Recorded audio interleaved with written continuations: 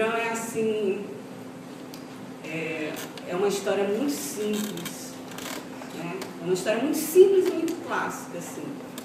Geralmente agora a gente vê as histórias que começam de trás para frente, ou então coisas que aconteceram. Eu acabei de ver o roteiro do Garoto da Unifor, que ele tinha 3 vertentes. Era a história real, o sonho e os flashbacks. E aí tudo se misturava e a gente não conseguia entender direito na hora do roteiro e tal. E o Grão não tem nada a ver com isso. O Grão é uma história mesmo de começo, meio, fim. É uma semana, as pessoas dormem, acordam, tem a manhã, tem a tarde, tem a noite, tem a manhã, tem a tarde, tem a noite. Né? É uma história assim, muito simples mesmo. Talvez por isso, né, por ser uma história assim, muito cartesiana, né, a gente tenha, o Petros tem escolhido esse roteiro, né, na verdade, e a gente tenha conseguido dar saltos de excelência na imagem. Né? O Grão é cheio de contradições, porque a história é estupidamente assim, nesse sentido de ser clássica, né? E simples, cartesiana, então uma coisa assim bem caretinha. A gente conseguia não se preocupar muito em fechar a dramaturgia e se preocupar naquilo que a gente estava afim de fazer, que era trabalhar a imagem da maneira mais densa possível, né? E se proteger também, né? Porque a gente tinha um roteiro já que era uma coisa certinha e a gente ainda diminuiu ele muito mais ainda, que era para a gente ter mais tempo ainda de pensar, de arrumar a cena, de arrumar o plano, de buscar o melhor buraco em que a câmera ficasse, porque se vocês tiverem reparado assim, a câmera nunca ficava num local assim, comum, sempre era num local assim inusitado, né? Ou se estava num recorte assim simples, o posicionamento dos atores era uma coisa estranha, tipo aquela da mulher sentada com a cabeça cortada atrás da mesa, né? Acocorada ali, ou então os passepartout, né? Que as portas criavam, né? Aquilo dali também era muito interessante, assim, o primeiro plano era escuro, no fundo era claro, às vezes era claro na frente, no fundo era escuro. Né? A gente viajou demais nessa história da composição da imagem. Né? Para isso a gente tinha uma história assim, bem careta, e a gente diminuiu bastante também essa história, que era para ela caber assim dentro da nossa mão mesmo. Né? É o primeiro longa em que eu assino a direção de arte, o primeiro longa do Petros assinando a direção e o primeiro longa do Ivo assinando a fotografia. Então a gente queria experimentar mesmo. E são 3 estetas, né? Completamente estetas. A gente tinha uma história comum dessa coisa de denunciar a seca, a fome, né? De uma questão política, né? Até porque um dos filmes matriz da gente era o São Bernardo. O São Bernardo tem uma composição política, né? Tem uma força, uma ideia política muito forte. Mas o Grão a gente não queria tratar disso, não é panfletário nem um pouco. A gente só está fazendo uma contemplação imagética mesmo das situações, né? Descobrindo a beleza nos locais mais ou menos visitados, né? E o Grão é um filme que a gente pode citar como o peso de uma locação modifica uma história. Porque em nenhum momento no roteiro do Grão se falava em água. Não tinha água no Grão. O único momento que tinha água no Grão é porque tinha uma sequência no roteiro em que elas lavavam roupa. Mas não tinha água no Grão. E vocês veem que a gente não consegue pensar no filme sem a água, sem aquela locação. Tanto que as pessoas dizem assim, não, isso daí, que legal, vocês encontraram uma casa e vocês colaram aquele fundo Não, a locação era assim, cara. A locação tinha realmente o asfalto que a direção e a fotografia queriam um asfalto, porque a direção e a fotografia não queriam nada romântico. Eles queriam abolir o romantismo, que geralmente uma história falando sobre sertão, sobre o interior, sobre o Nordeste tem, né? Mas eles não queriam falar dessa tipologia, né? Eles queriam trazer isso para uma periferia do interior, né? Então eu lembro muito bem do Pérez falando assim, ó, a luz não é da lua, a luz é do poste, né? A luz não é da lua, a luz é do poste. Então acabou o romantismo, né? Esse filme não tem romantismo, não pode ser romântico. Apesar de ter aquela cena lindíssima, né, da menina andando na mobilete, né, aquela coisa de como se estivesse pegando um caminho, né, para ir embora. Mas no final você vê que a avó morre, ela já está vestida, já está em outra, né? O garoto que alimenta para terminar de ouvir a história. Eu estou alimentando ali, mas é porque eu estou afim de saber qual é o fim da história, né? Essa mulher tem que ficar viva pelo menos até o fim da história.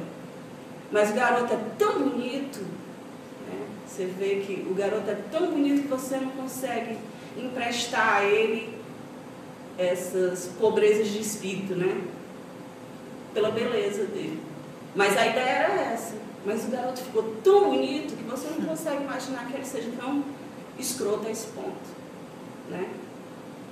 Mas aí eu tive, quando eu fui fazer esse filme, quando eu fui conversar então com o Petros e com o Ivo, os dois estavam assim, num momento muito formalista da vida, né? E queriam fazer um filme com câmera parada, né? Planos sequências assim muito compridos, né? Então, para a arte, para o figurino, né, para a cenografia, o que era importante era que tudo que fosse criado a ser captado resistisse às sequências de 12 minutos, às vezes, que eram feitas, né, aos planos parados, muito tempo, né? Então você tinha que ter uma imagem que resistisse àquela exposição. Então, é o primeiro filme que eu assino como direção de arte, mas eu trabalhei muito como assistente, como estagiária, como figurinista, como cenógrafa, em outras produções. E fazendo esses trabalhos, eu dei de cara com um maquiador de primeiro mundo, que vocês têm que trazer para vir falar com vocês, porque é uma pessoa extremamente um gênio, de fato, né? E aí eu sempre ficava, apesar de fazendo figurino, cenografia, ou assistente de cenografia, ou estagiária, fiz vários filmes em que ele já era o chefe, né, de maquiagem há muito tempo, antes de fazer cenografia, antes de fazer cinema ele já era. E aí eu sempre ficava na sala de maquiagem, vendo ele maquiar, né, que é o Amaro Bezerra. E aí, quando eu fui fazer o Grão, eu sou casada com o Sérgio, né? E aí, o nosso primeiro filho, ele é padrinho da Tereza, né? Nossa primeira filha. E aí, eu liguei para ele e disse, poxa, a gente vai ter um filme aqui no Ceará, todo mundo, gente nova, carne nova, né? E aí, fui até a honra de que você viesse fazer, né? E acabou que ele veio fazer. Mas assim, o convencimento não foi só convencer o Amaro. Convencer o Amaro a fazer o filme foi mais fácil do que convencer a equipe a trazer o Amaro, né? Porque a importância, um grande maquiador nunca foi tão importante. Eu trabalhei em algumas equipes aqui no estado, nunca foi tão importante trazer um ótimo maquiador. Mas todos os filmes que eu fiz fora daqui, a maquiagem sempre foi uma coisa muito importante, né? E a gente vê o resultado disso na tela. E eu não via como um filme de personagem, um filme em que as imagens iam ser lentas, né? Uma exposição muito grande das imagens, que a gente não trouxesse um maquiador de primeira linha. Então, aquele garoto é lindo, mas aquele garoto é lindo porque ele tem uma maquiagem maravilhosa, né? A Leuda não é que a velha, né? A Leuda não é tão decrépita quanto ela parece. Aquele trabalho de maquiagem maravilhoso. A Leuda, quando ia nos festivais para apresentar o filme, ninguém acreditava que era ela. Porque, né? Tanto que a gente usou aquele recurso da bengala, às vezes o figurino trabalha assim também, de usar alguns recursos para amarrar a Leuda. Né? A Leuda é uma jovem senhora efusiva, né? Ela sobe, ela desce, ela canta, ela faz, e a gente precisava de uma velha que estivesse morrendo, né? E se eu deixasse os braços da Leuda soltos, ela nunca ia conseguir chegar na caixa que a gente tinha que criar nessa uma semana, né? Então a gente usou aquele recurso da bengala para ela estar, né, ficando decrépita. Tanto o grão, tanto o Ivo não fez, né, Mãe e Filho, infelizmente também, porque é muito bom. Fizemos eu e o Petros, né? E aí a gente conversava muito, eu dizia assim, o que é que você quer, eu perguntava para ele, o que é que você quer solucionar daquilo que você acha que errou, né, no grão, em você, o que é que você acha? Ele disse, não, me acusaram muito de formalista, sabe? Eu não quero ser tão formalista assim, né? Não quero ser só esteta, eu quero realmente atingir a dramaturgia, que no grão no grão a história vai sendo contada, mas não é o foco, a imagem é o foco do grão, né? E no Mãe e Filha não, no Mãe e Filha ele queria resgatar essa verve de contador de história, né? Esse encanto, essa emoção, né? No caso do Mãe e Filha, se a gente não foi romântico no grão, no Mãe e Filha a gente é estupidamente romântico, né? É uma história que toca qualquer um, né? Até porque a gente tinha um monte de mães no Mãe e Filha, todas, graças a Deus, bem-sucedidas, com os filhos grandes, saudáveis e tudo mais.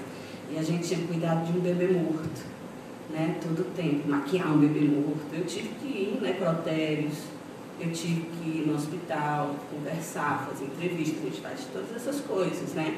Assim como naquela cena dos bodes, né? Que chegava, muito engraçado. Meu produtor de arte era o Sérgio Silveira, olha que chique. Além de ter um fotógrafo, além de ter um maquiador de primeiro mundo, ainda tinha um produtor de arte, que era o Sérgio, né?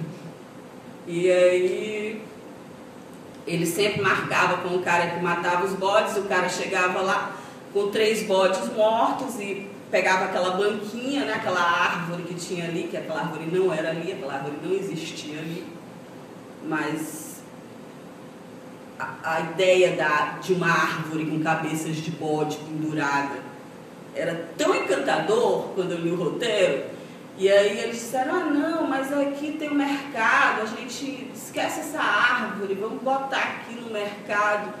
Eu disse, pô, mas imagina uma árvore com um monte de bode pendurado, que legal que vai ser, né? Aí eles, não, e o Ivo é vegetariano. E aí o Ivo disse, não, mas aí esses bodes e tal. Eu disse, mas vai ficar lindo uma árvore com os bodes. Mas como é que bota? Eu digo assim, poxa, no filme que eu fiz na Amazônia, o diretor mandou trazer uma árvore, que vocês viram no céu, uma árvore e botou lá no local. Eu quero fazer isso aqui também, eu quero botar uma árvore aqui. Aí todo mundo riu, aquele negócio todo, né? Mas ainda bem que eu tinha um produtor bacana.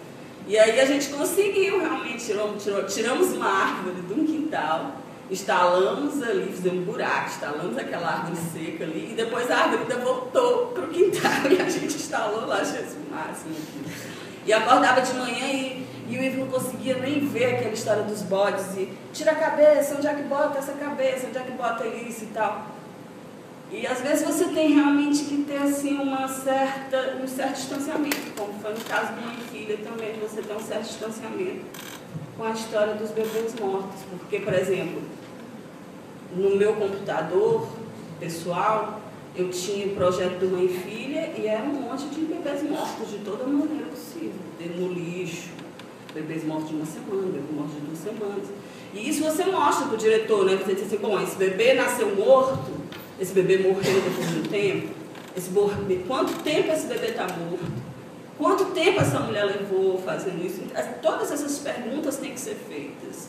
Tá? A direção de arte trabalha com essas coisas objetivas, subjetivas, mas objetivas, porque as pessoas sabem como é uma pessoa morta, um bebê morto.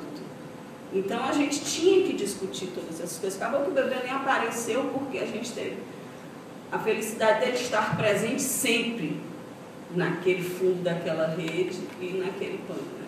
Vocês já notaram que eu tenho uma queda por mosquiteiros, né? Chamou para fazer um filme, eu faço um mosquiteiro. Né? Antes eu fazia um cupinzeiro. Todo filme que tinha, eu tinha que botar um cupinzeiro em algum lugar e tal. Mas agora eu estou com essa onda de mosquiteiros que tem dado certo. Né? Mas no caso do grão, entre o grão e mãe e filha, eu acho que uma coisa que era fechada, assim, do que a gente queria mudar, é porque no grão, não sei se vocês notaram, mas eu noto, assim, vejo mesmo, o controle das coisas, sabe? O controle de tudo. O cabelo dela está descabelado, até o corte do cabelo do menino, corta aqui. E eu dizia pro cabeleireiro, que era cristiano, né? Vamos cortar o cabelo dele. Eu tinha uma foto de um garoto que eu tinha visto e tal. Eu disse assim, vamos cortar assim. E o Cristiano cortava, o Cristiano corta muito bem o cabelo, né? Corta o cabelo da equipe toda, aquela coisa toda. E eu dizia assim, corta torto aqui a testa dele. Ele tem um negócio assim, corta aquilo dali. Não sei o que eu disse, corta. Eu tomava a tesoura da mão dele, te cortava, né? Porque tinha que ficar torto aquilo, né? Aquela coisa da criança, do moleque mesmo, né? Não era uma coisa certinha. Era como se ele mesmo tivesse feito. Meus filhos têm mania de cortar cabelo, assim, o próprio cabelo deles, né? De vez em quando. Então, o grão, ele tem essa coisa assim da mão muito pesada. Não só a minha, como a do diretor, como a do fotógrafo. Muito pesada, sabe? Era o nosso primeiro filme e parecia que a gente queria dar todos os resultados possíveis. Né? Eu sou cria do Sérgio Silveira. Eu fiz 15, 16 filmes com ele. Né? Então, aprendi tudo, beabá com ele. Sou formada em moda. Né? E fiz cinema, aprendi cinema fazendo cinema. Ainda bem. E aprendi com ele. Né? E era o primeiro filme que eu ia assinar minha direção de arte. Era o primeiro longa do Petrus. Eu não preciso nem dizer de quem o Petrus é cria, né, também. Mas a gente tem uns olhares diferentes. Né? O Sérgio é estupidamente antropológico. Né? Eu curto antropologia, mas o meu lance é estética. Né? Eu sou... Na hora de compor uma imagem, eu sou friamente esteta, muito mais. Não subjugo a minha estética a questões panfletárias, a questões políticas, até a questões antropológicas. Às vezes, até as decisões estéticas provêm dessas outras questões, né, antropológicas, não dá para a gente fugir disso. Mas... eu tenho outras decisões, né? Assim como o Petrus tem outras decisões, além das do Rosenberg, né? E a gente foi, então, fazer um trabalho, e o Ivo também né, o sobrinho do Barreto, dos Carlos Barreto, né? Também fez alguns longas também com a família e tal. E também tinha uma outra ideia. Então, acho que a gente estava fazendo um filme para provar também do que era capaz, para descobrir uma nova linguagem, né? Eu acredito que o Grão seja assim, um filme da geração, de uma geração que é antes da de vocês, assim, porque vocês, né, estão se formando na escola. Quando a gente fez o Grão, não tinha escola aqui de cinema. Ou a gente estudava fora, ou a gente trabalhava fazendo cinema, ou a gente era criado numa família de cinema, né? Que foi o caso, foi o nosso caso, assim. Então a gente fez um filme assim com uma mão muito pesada.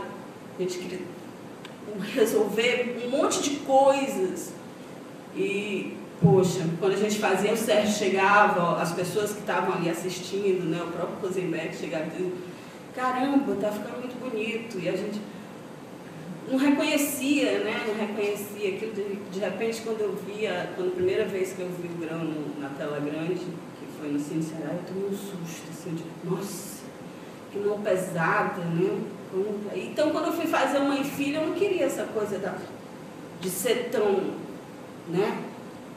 De ser tão controladora, né? Mas eu, sinceramente, acho que não adiantou nada, porque Mãe e Filha também tem essa coisa, né? Do controle e tal. E eu acho incrível isso, porque eu não me considero uma pessoa tão controladora assim, não. Eu digo para eles assim, gente, se vocês estivessem fazendo direito, vocês no final do curso, vocês faziam uma prova na OAB e todo mundo era advogado, né? Quem passa é advogado. Só que no nosso caso, gente, não tem essa prova, sabe? Ou você faz cinema e vira cineasta, ou você não vira cineasta. Então você tem que fazer, você tem que se experimentar, né? Você tem que ir e fazer as suas escolhas. Não tem cinema sem escolhas, né? Então, assim, eu achava um absurdo. Eu comecei a fazer cinema de estagiária, de figurino, claro, que eu fazia moda, então me chamaram logo para o figurino, né? E aí eu ficava indignada quando as pessoas diziam assim, mas elas são pobrinhas, veste uma roupinha, né? Qualquer roupinha, é só tirar a cor, não sei, sabe? Aí, não é assim, né? Sabe, como é que você despreza a personalidade das pessoas? Né? Porra, ninguém é igual, né? Tem um cara lá do Emaús que diz assim, Deus não se repete, Deus só faz você. Não tem ninguém igual a você no mundo, então seja você. Então também, quando eu vou fazer o meu personagem, não posso achar que ele é igual a 3.200 pessoas, né? Ele tem que ser único, né? Então, mesmo que eu pegue uma característica da minha melhor amiga, uma característica que é da produtora do filme, outra característica que é do livro que eu li, mas eu vou juntando e fazendo uma coxa de retalhos que vai formar uma pessoa única. É um personagem único, né? Eu não posso achar que aquela parede que eu pintei, eu comecei fazendo pinturas de arte, envelhecimento nos filmes. Aquela parede que eu pintei naquele outro filme vai servir no outro filme, só porque ela funciona naquele, né? Não é assim. Cada filme é uma história diferente, né? Para cada filme, eu tive um filme que eu precisava do especialista em pipas, então a gente tinha um pipeiro, né? Nenhum outro filme eu precisei de um pipeiro. Tá? Então, cada filme tem a sua história, cada filme tem as suas necessidades. Isso é que é bacana do cinema, sabe? Isso é que é legal do cinema. Sabe? Você não precisa eu não precisei ser especialista em rede, né? Mas eu preciso ser especialista em descobrir quem é que sabe fazer a rede, quem vai me ensinar o que é que eu preciso para, né, para fazer funcionar aquilo. Então, a gente tem que saber fazer um trabalho de pesquisa, assim, bacana mesmo, sabe? E colocar na tua equipe gente que tem a ver com o assunto que tu está fazendo. Por exemplo, no meu filme, no Grão, por exemplo, eu tinha uma assistente que eu sempre trabalhava com ela. Que é daqui. Camareira. Conheci ela como camareira. Mas assim, uma camareira que já vestiu um monte de gente, né? Que no segundo dia de filmagem todo mundo só chama o nome dela. E é uma garota da periferia. Entendeu? Então, assim, eu prefiro trabalhar com gente de verdade, que tem a ver com as histórias que eu estou contando, do que trabalhar com gente que não tem nada a ver, que só tem status, né? Então, para eu contar uma história, por exemplo, que é em Itaiçaba, é importante que eu tenha na minha equipe gente de Itaiçaba, porque o garoto é de Itaiçaba, né? Eu não moro em Itaiçaba. Por mais sensibilidade que eu tenho, um monte de coisa para mim vai passar desapercebida, né? Quem vai me atentar para certas coisas são as figuras de lá, as figuras que têm aquele cotidiano. E eu preciso desse conhecimento. É esse conhecimento que eu preciso, né? Porque a lente, o tipo de câmera, a iluminação, tudo isso o fotógrafo pode me dizer. O tipo de filme, qual é a dramaturgia, o diretor vai me falar. E eu preciso responder coisas que a arte faz que são completamente prosaicas, né? Por exemplo, a da maçã. A cena era a seguinte: ele roubava maçã e dava para a avó, né? E aí mas está ali no roteiro. Só que na hora que a gente vai fazer a cena, como é que uma velha que está morrendo, velha, no sertão, sem recursos, né, vai morder uma maçã? Tem dente para isso, né? Então eu me lembrei do meu avô, que comia maçã raspadinha. Então você corta aquilo dali. Então certeza que um monte de vocês viram aquilo e lembraram assim, de alguém na família que fazia isso. E no roteiro não tem isso, né? E isso quem fala é a arte. É a arte que tem que fazer essa pesquisa. Não só o que ele vai comer, como vai comer, como por que vai comer, por que naquela hora, daquele jeito, com o quê. Isso tudo é a arte que faz. Fazendo Selva, eu lembro muito bem de uma coisa de estarem lavando roupa na beira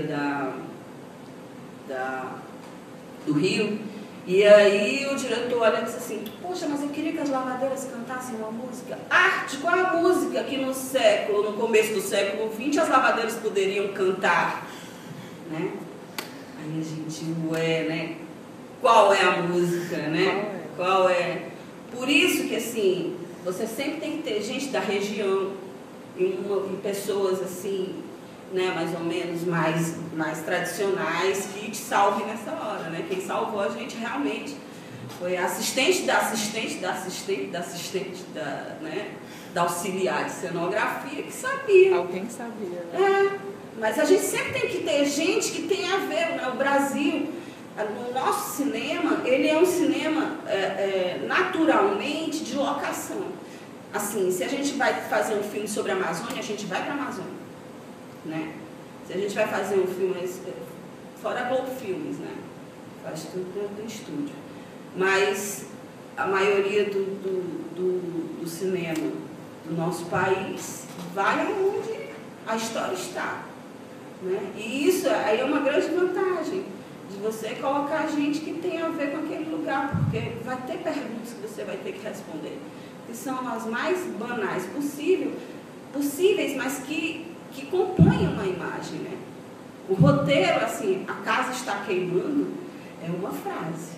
Mas vocês já imaginaram o que é uma casa estar queimando, né?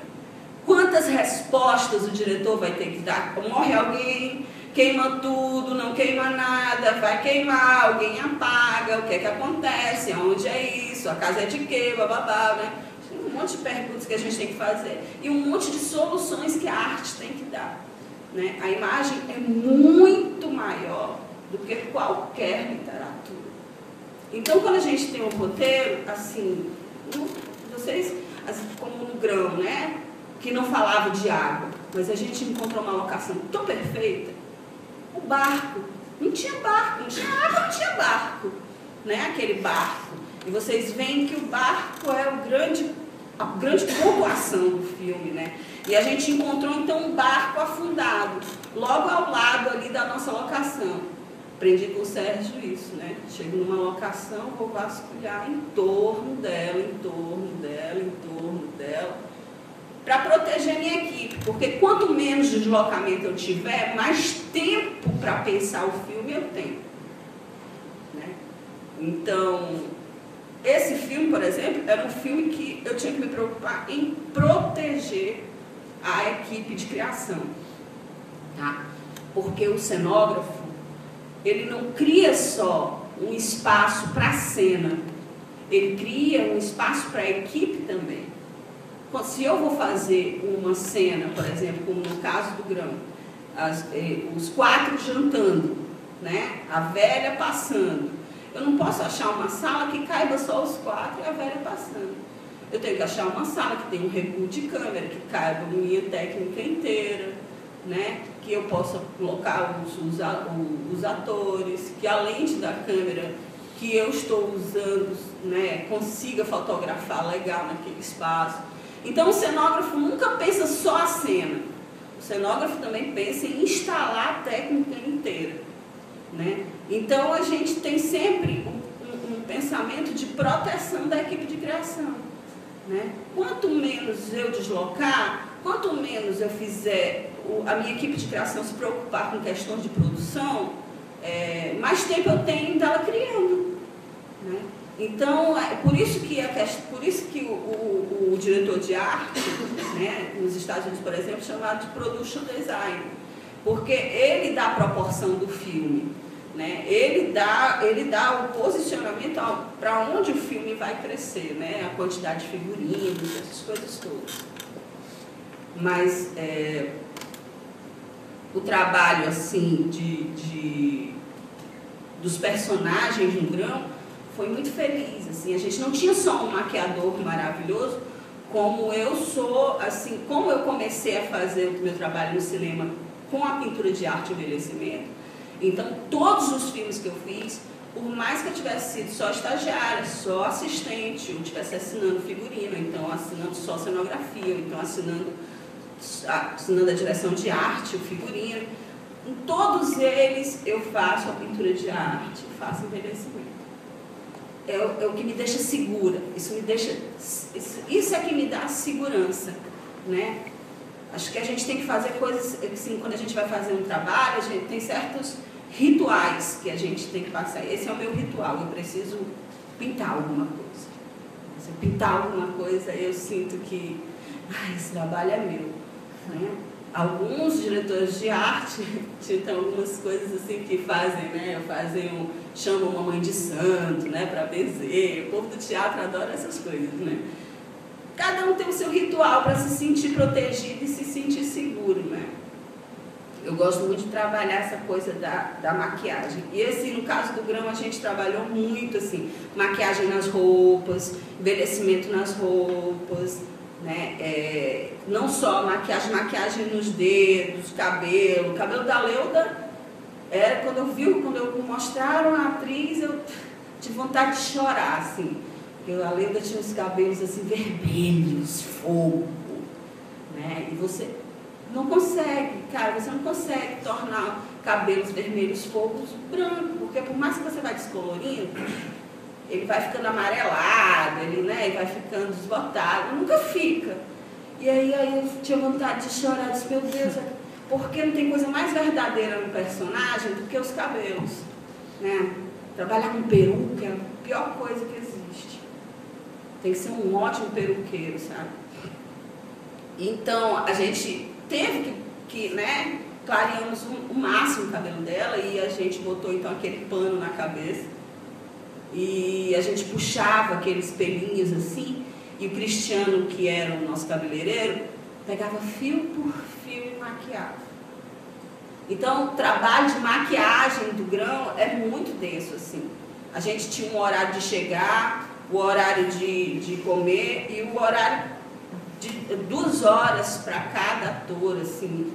O que menos tinha maquiagem era a Verônica, que era a mãe, né? Que a gente queria que ela ficasse, realmente aparecesse, mas aquilo ali também é trabalho de maquiagem. Mas é o que tinha menos trabalho, assim, em cima dela, né? Mais de preparação, assim. figurino já era uma coisa assim, mais fácil assim, de se vestir e tal.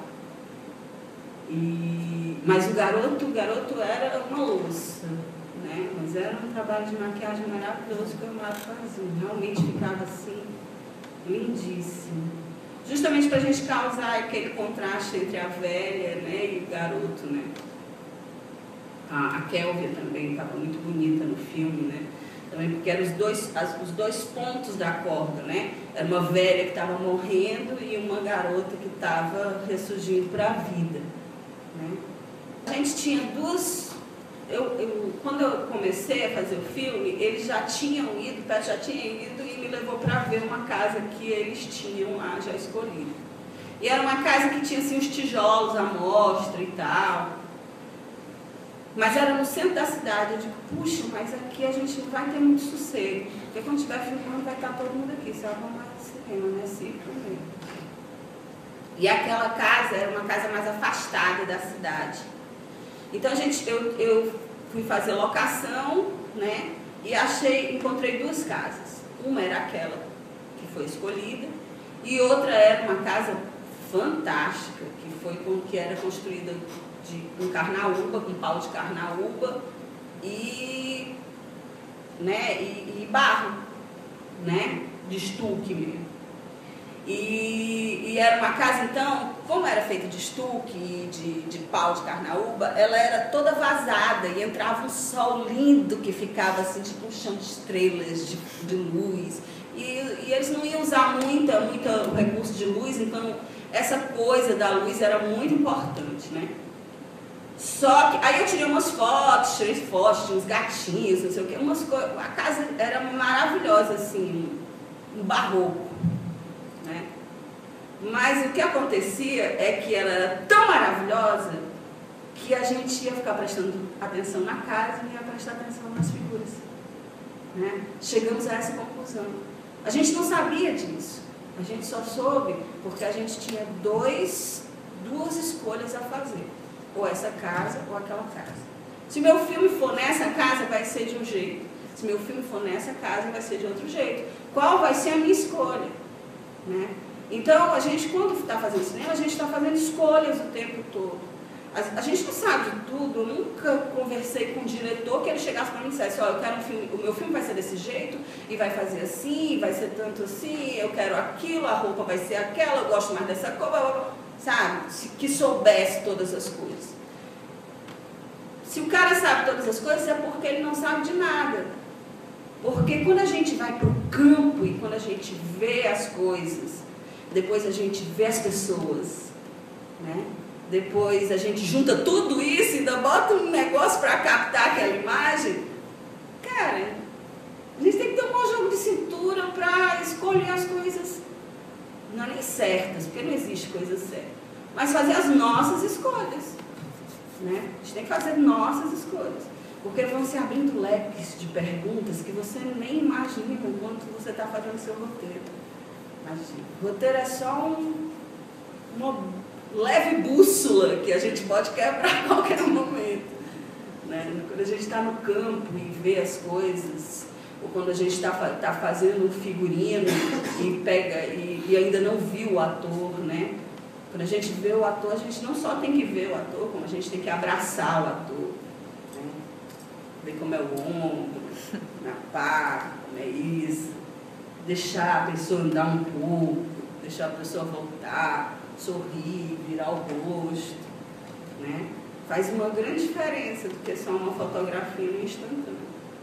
Eu suponho que a história do grão tenha surgido de algumas aproximações. O Rosenberg estava participando de festivais, sabe? Estava com aproximações com a Índia, estava indo muito na Índia. Então, eu acho que ele quis contar uma história que juntasse o Nordeste e a Índia, sabe? Então, ele juntou pegou essa história que é de conhecimento público, né, indiano, e juntou com o nosso Nordeste. Só que essa história, assim, no roteiro, era para ser contada de uma maneira, assim, bem suassúnica, né, bem marmorial, e e tinha umas aberturas para essa história, né? Para essa história ser encenada, né? Essa história que está sendo contada ser encenada. Nós fizemos até umas imagens também, como se o Zeca fosse o rei e a Joaninha, né, amiga dele, fosse a Maduri. E aí a gente fez aquilo. Mas a questão foi o seguinte, como eu estava falando para vocês, não é brincadeira mesmo. Essa coisa da locação no grão é rei. Essa locação que a gente encontrou, aquela mulher que diz assim, pô, o tempo não passa, e ela está de frente para aquela ilha cheia de carnaúbas e as aves voando, aquilo dali é a Índia. Né? A gente de vez em quando via também uma vaca no meio daquela água, passando pela Índia. Né? Então a gente tinha na nossa frente a Índia. Não precisava mais. A gente não precisava. A gente tinha um momento na história desse roteiro que vinha um grupo de dança fazer isso. Depois, em outro momento, se pensou em trazer um grupo de bonecos. Depois, em outro momento, virou o Zeca e a Joaninha. Mas aí, a imagem que a gente tinha já contemplava tanto essa coisa do que era a Índia, porque para mim a Índia é aquelas palmeiras, são as aves, né? Porque a história do grão é uma história de sertão e de fome. Né? Aquela velha ia morrer de fome na história. Só que aí naquele dia daquela cena do médico, que o médico ia dizer, mas Dona Zefa, ela está morrendo de fome. Aí eu disse, pelo amor de Deus, não pode dizer que é de fome. Como é que é de fome? E os passarinhos estão passando lá fora e a gente tem essa abundância de água, né? Pô, talvez não tenha uma alimentação mais adequada, mas pô, pega uma pedra, mata um passarinho desse, ninguém morre de fome com tanta água, com tanto bicho lá fora. Né? Então a gente teve que situar várias coisas no roteiro para a locação que a gente tinha. Né? A gente tinha uma locação abundante. E aí várias coisas a gente tem que adequar, a gente tem que descobrir a proporção certa do nosso filme, né? Como no caso do Mãe e Filha. O Mãe e Filha era para ter sido feito, era para ter sido feito a princípio, a igreja, não sei se vocês assistiram, né? A igreja do Mãe e Filha, aquela locação para mim é um dos melhores cenários que eu já fiz. Era para ser na grande igreja, que é uma igreja de procissão, que é uma igreja que está super conservada e tal. E aquela velha era uma velha que cuidava, então, daquela igreja. No roteiro era isso.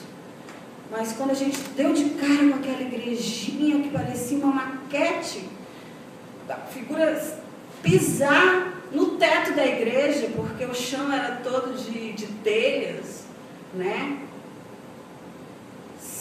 Você tem que proporcionar o seu filme. A minha história contava a história de um menino morto, de uma mulher que teve uma filha só mulher e que passou muito tempo longe, e ela mora sozinha numa cidade em ruína. Como é que eu vou mostrar uma igreja abundante, com santos lindos, né?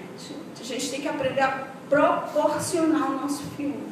Então, encontramos aquela igreja teve, assim, tudo a ver com o tamanho do filme, né? Com a história que a gente estava contando. E com essa história da pintura das paredes e tudo isso, realmente a gente faz isso, sabe? Nunca eu tenho, por exemplo, vou contar uma história para vocês até do próprio grão. A gente tinha uma outra atriz para ser a mãe. Que vocês viram a Verônica é alta, magra, os cabelos curtos, né? E a outra atriz era a Sóia, que é a irmã do Nanego, que fez que é o pai, né? E a Sóia, ela é baixa, tem os seios fartos, né? E eu tinha programado e feito um desenho de figurino para a Sóia. Acho que uma semana antes da gente começar a filmar, acontece qualquer coisa, a Sóia vai fazer um outro trabalho, e a irmã da Verônica.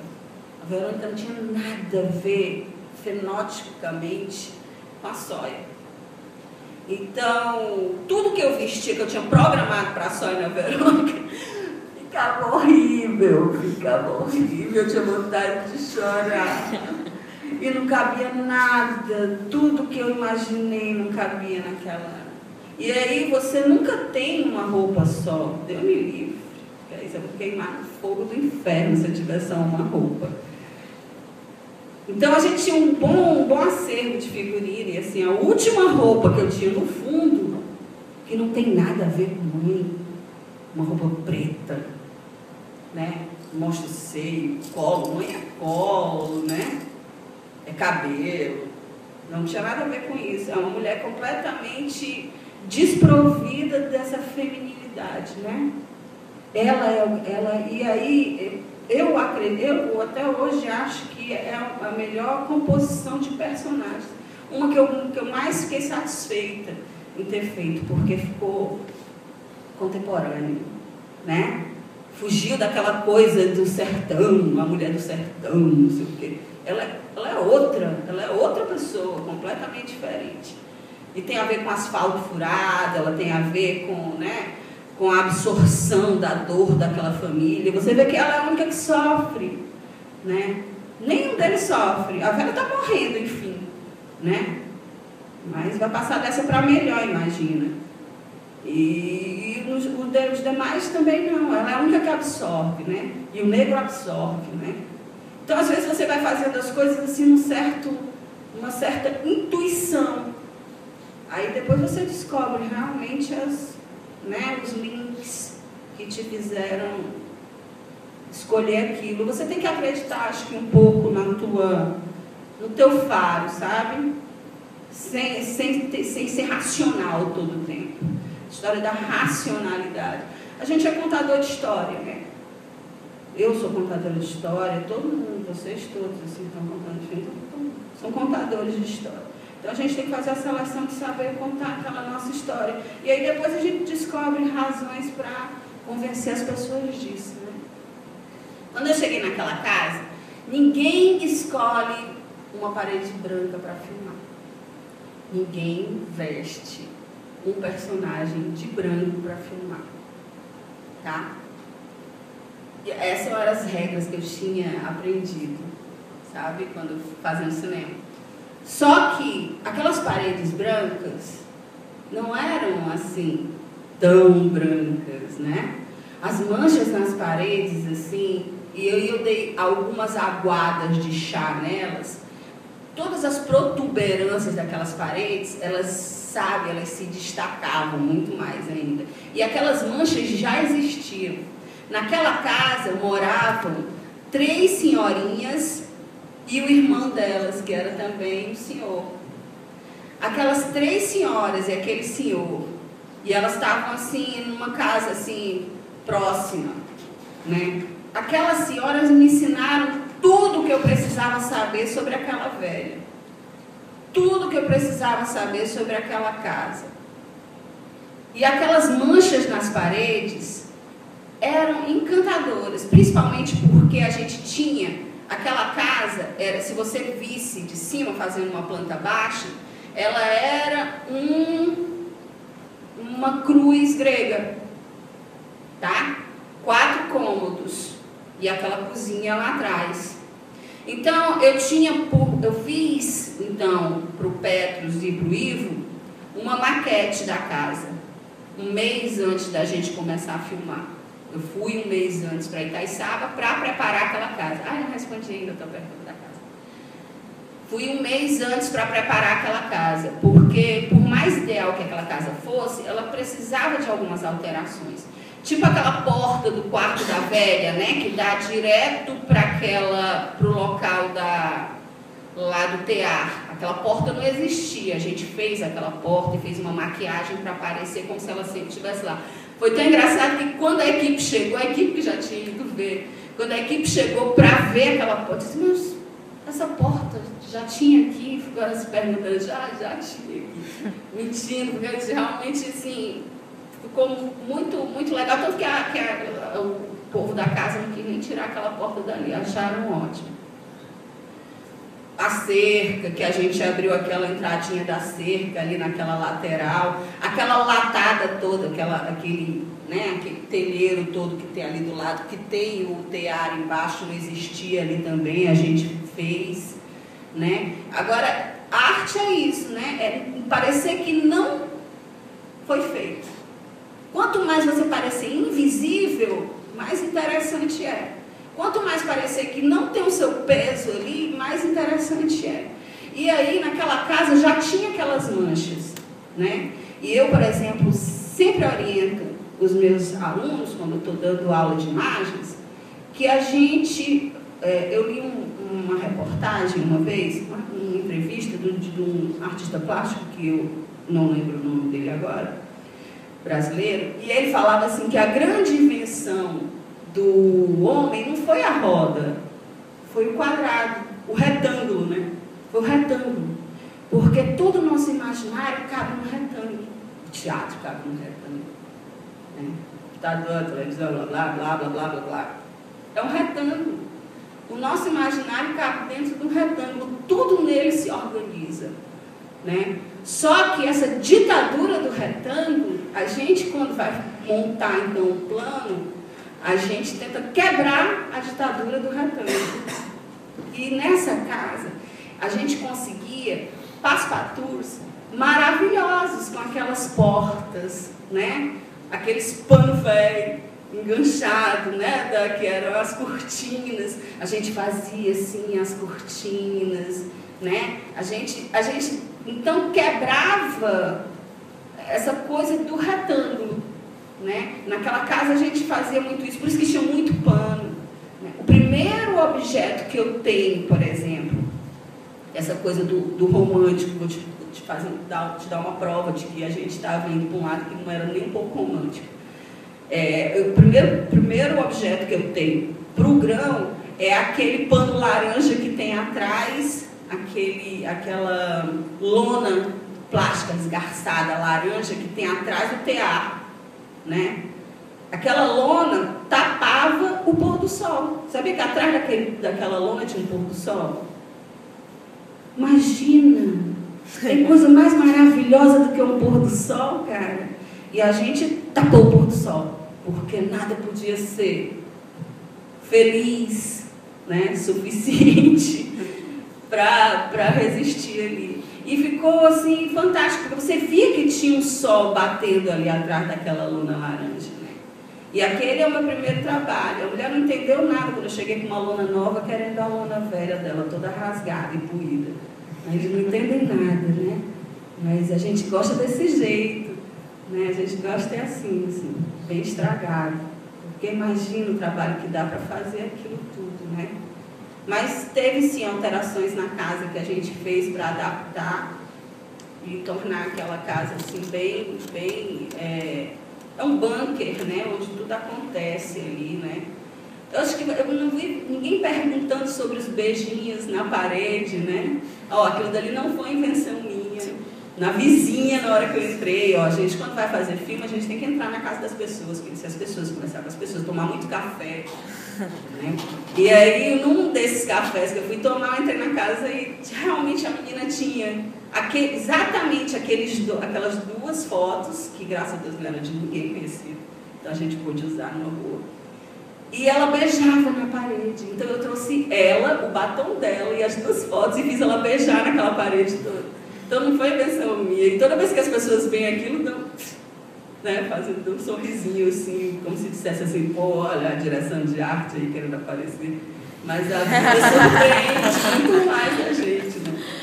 O fato ligado àquele vestido é que a minha assistente tinha desistido de fazer cinema e tinha montado, então, uma loja de noivos. E aí ela desmontou a loja de noivo dela toda, porque eu chamei ela para fazer um filme e todo mundo que faz cinema a primeira vez que gosta, larga tudo e volta a fazer cinema. Quando assim que a gente chama a primeira vez, a segunda vez, a terceira vez. Então ela largou a loja de noivas dela, a gente pegou todos os vestidos de noivo. Um dos cenários que eu tinha proposto para fazer era um daqueles carros, sabe? Os carros que abrem e montam aquela loja na cidade. Estava doido para fazer um carro daqueles com os vestidos de noiva que a gente já tinha na mão.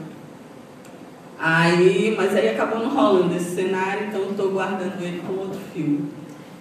A minha maior decisão foi essa da Verônica, assim, da composição do personagem. Porque eu tinha um mês, eu tive 2 meses. Eu entrei no projeto 2 meses antes da gente filmar. 1 mês foi em conversas com a direção, com produção e com o fotógrafo. 1 mês foi lá em Itaiçaba trabalhando. E os atores chegaram, acho que 1 semana antes, né, para trabalhar, teste de maquiagem, teste de figurino e tal. Porque são atores da Paraíba, só a Leuda, que era daqui, e o Felipe, que era lá de Aracati mesmo. Então, essa composição de personagens, já que era um filme de personagem, né, de primeiro plano, era muito importante. Então, passei muito tempo estudando, a gente fez um trabalho de garimpagem de roupa, assim, muito bacana, indo em feiras livres, no Emaús, tipo, em várias feiras dessas, assim, da periferia, catando roupa, sabe? Na própria Itaiçaba, a gente conseguiu muita roupa. Eu tinha um ótimo guarda-roupa desse filme, muito, muito bom mesmo, assim. Um guarda-roupa muito bacana, assim, um acervo muito bom. Mas assim, e de material também, né? Só que era assim, tira, o grão era isso, menos, tira, bota só metade. Não, muito grão, muito isso, que tinha umas coisas que a gente botava feijão e farinha dentro. Menos farinha, menos cachaça, tudo era menos no grão. O grão era um caminho para a cor, né? Se eu dissesse assim, qual é a minha paleta de cor do grão? A minha paleta de cor do grão é o não cor, né? Empalidece, tira a cor, deixa preto, tira a cor, deixa preto. Tanto que quando a gente vê aquele quadro do Jesus Cristo, né, ali naquela sala, a gente, que bom, apareceu uma corzinha, né? Mas era um trabalho da não cor, né? O trabalho do grão, até por causa das paredes, para não competir com as paredes, né?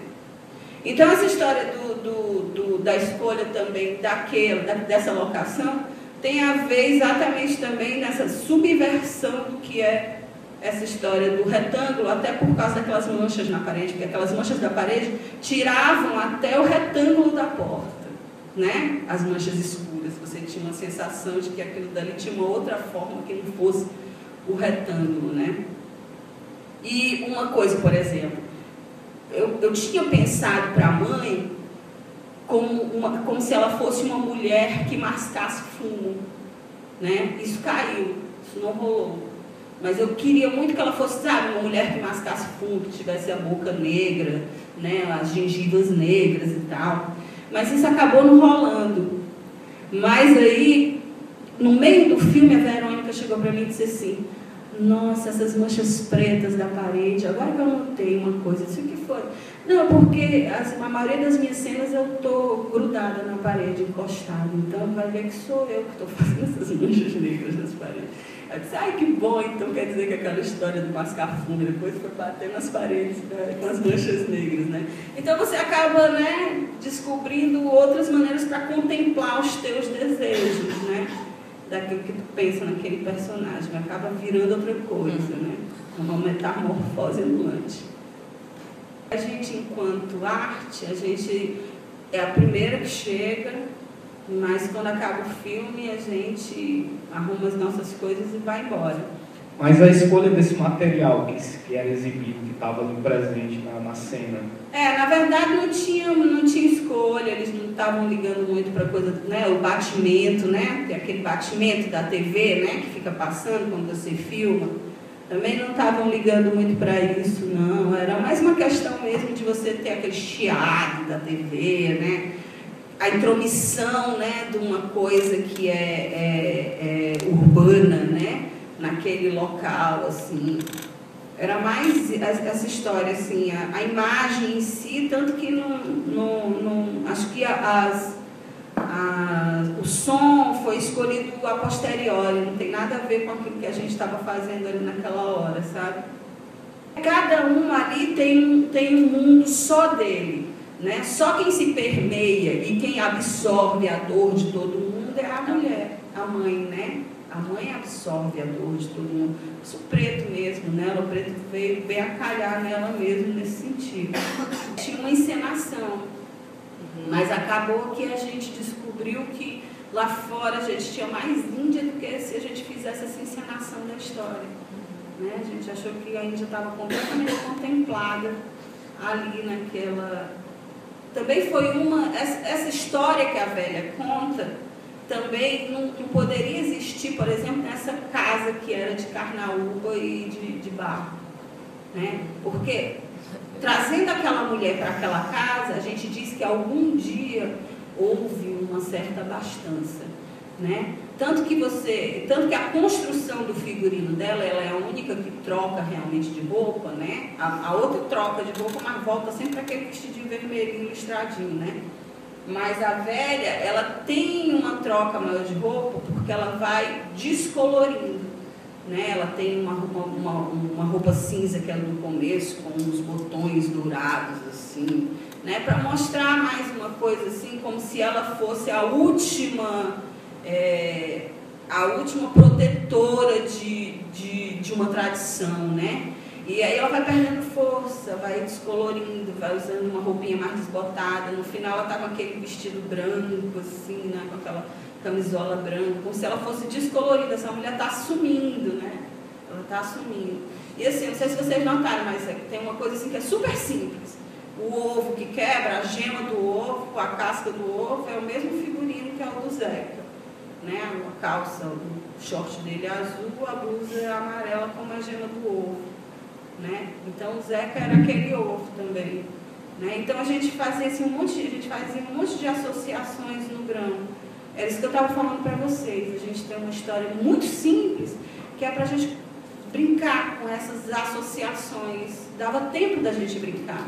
A gente filmava na melhor hora.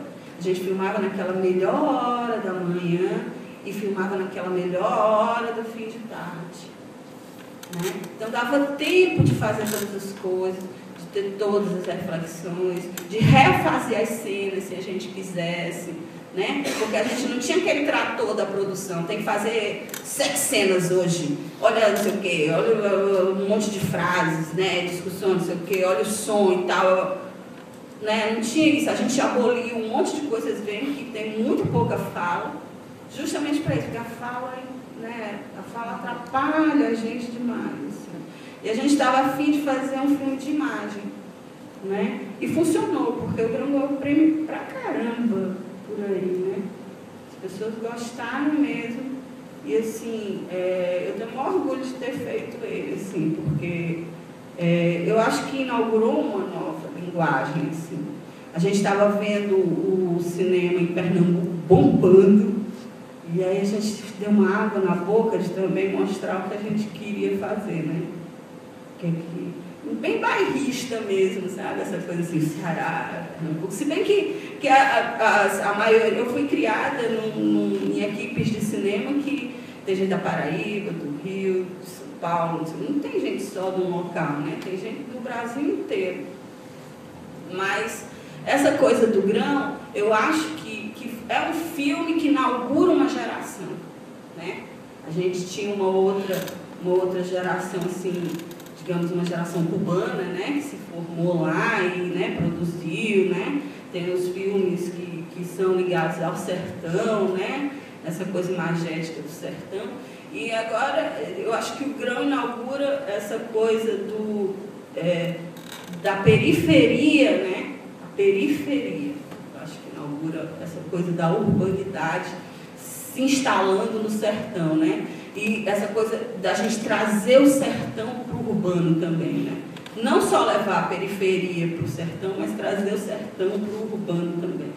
Acho que o Grão é um filme que inaugura uma geração, um longa, né? Porque curtas, não tem os filmes, os curtas, mas os longas realmente é que tem uma maior distribuição, atingem mais gente, né? Bem que não podia ser assim, né? Podiam se passar mais curtas, né? Na hora que vai passar os filmes, tem, né, os curtas passando antes, né?